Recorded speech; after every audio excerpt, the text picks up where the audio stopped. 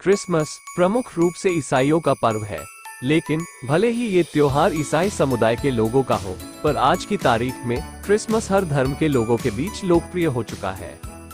ये पर्व Jesus Christ के जन्म की खुशी में सेलिब्रेट किया जाता है, जिन्हें भगवान का बेटा अर्थात सन ऑफ गॉड भी कहा जाता है। बाइबल ईसाइयों का पवित्र ग्रंथ में जीसस क्राइस्ट ईसा मसीह यीशु के जन्म की तारीख का कोई जिक्र तो नहीं है। फिर भी हर वर्ष 25 दिसंबर के दिन उनका बर्थडे मनाया जाता है। अब ठंड बढ़ने के साथ साथ जिंगल बेल के संगीत का धुन बजने लगा है। बच्चों को अपने तोहफों का इंतजार है, क्योंकि उन्हें पता है कि उनका सेंटा आएगा और उनके लिए खूबसूरत तोहफे लेकर आएगा। आखिर क्रिसमस के दिन एक बुजुर्ग शख्स क्यों तोहफे बांटता है, या फिर इस त्योहार को 25 दिसंबर के दिन ही क्यों मनाया जाता है? ऐसे कई सवाल हैं जो आपको परेशान करते होंगे। कोई बात नहीं, मैं हूं ना। आपको बस एक बात जरूर से करनी है कि आपको अगर क्रिसमस से जुड़ी मैंने जो जानकारी जुटाई है वो अच्छी लगी हो तो कृपया वीडियो को लाइक, शेयर और मेरे चैनल को सब्सक्राइब जरूर कर ले, ताकि जब भी मैं कोई वीडियो अपलोड करूं तो सबसे पहले आपको इसकी सूचना दी जा सके। हाँ, तो मैंने बताया था कि जीसस क्राइस्ट को सन ऑफ गॉड अर्थात भगवान का बेटा कहा जाता है, जिसमें से क्रिसमस शब्द क्राइस्ट से ही बना हुआ शब्द है। बाइबल ईसाइयों का पवित्र ग्रंथ है, जिसमें जीसस क्राइस्ट के जन्म की तारीख का कोई जिक्र तो नहीं है, लेकिन कहा जाता है कि लगभग 336 ईसा पूर्व में रोम के पहले ईसाई सम्राट के दौर में 25 दिसंबर के दिन सबसे पहले क्रिसमस मनाया गया था, जिसके कुछ वर्षों बाद पोप जूलियस ने ऑफिशियली जीसस क्राइस्ट का जन्म दिवस 25 दिसंबर के दिन मनाने का ऐलान किया था। हजारों वर्ष पहले उत्तरी यूरोप में क्रिसमस ट्री की शुरुआत हुई थी।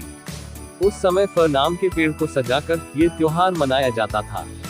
कई लोग चेरी के पेड़ की टहनियों को भी क्रिसमस के दौरान सजाते थे, लेकिन जो लोग क्रिसमस ट्री खरीदने में असमर्थ होते थे वो लकड़ी को पिरामिड की शक्ल देकर क्रिसमस मनाते थे।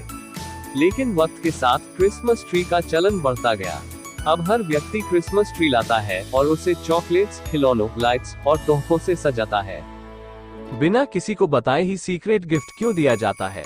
आइए सबसे पहले ये जान लेते हैं। कहा जाता है कि 4वीं शताब्दी में एशिया माइनर की एक जगह मायरा, जो अब तुर्की में है, में सेंट निकोलस नाम का शख्स रहता था। सेंट निकोलस बेहद अमीर शख्स था, लेकिन उस शख्स के माता पिता नहीं थे, इसलिए वो हमेशा गरीबों की मदद किया करता था, लेकिन चुपके से, मतलब वो उन्हें सीक्रेट गिफ्ट देकर खुश करने की कोशिश करता था। अब समझते हैं कि चिमनी में मोजे क्यों लगाते हैं। कहानी है कि एक गरीब व्यक्ति की 3 बेटियां थी, जिनकी शादी के लिए उसके पास बिल्कुल धन नहीं था। निकोलस को जब इस बात का पता चला तो उसने उसकी मदद करने का फैसला किया, लेकिन उस गरीब व्यक्ति को बिना बताए अर्थात छुपकर। निकोलस एक रात उस आदमी के घर की छत में लगी चिमनी के पास पहुंचा और उसमें सोने से भरा बैग डाल दिया। उस व्यक्ति ने मोजे सुखाने के लिए चिमनी में आग लगा रखा था। तभी अचानक से सोने का बैग मोजे के पास गिरा। ऐसा 3 बार हुआ, लेकिन इस क्रम में आखिरी बार उस व्यक्ति ने निकोलस को देख लिया। निकोलस ने उस व्यक्ति से यह बात छुपाकर रखने को कही। इस घटना के बाद से जब भी किसी को कोई सीक्रेट गिफ्ट मिलता तो लगता कि यह निकोलस ने ही दिया है। इस तरह निकोलस की कहानी लोगों के बीच पॉपुलर होने लगी और तब से ही क्रिसमस पर बच्चों को तोहफे देने का प्रथा सी चल पड़ी। सबसे पहले ब्रिटेन के इंग्लैंड में निकोलस की कहानी को आधार बनाया और उन्हें फादर क्रिसमस व ओल्ड मैन क्रिसमस का नाम दिया गया। इसके बाद पूरी दुनिया में क्रिसमस के दिन सीक्रेट सैंटा बनने का रिवाज बढ़ता गया। चलिए अब ये भी जान लेते हैं कि क्रिसमस कैसे सेलिब्रेट किया जाता है।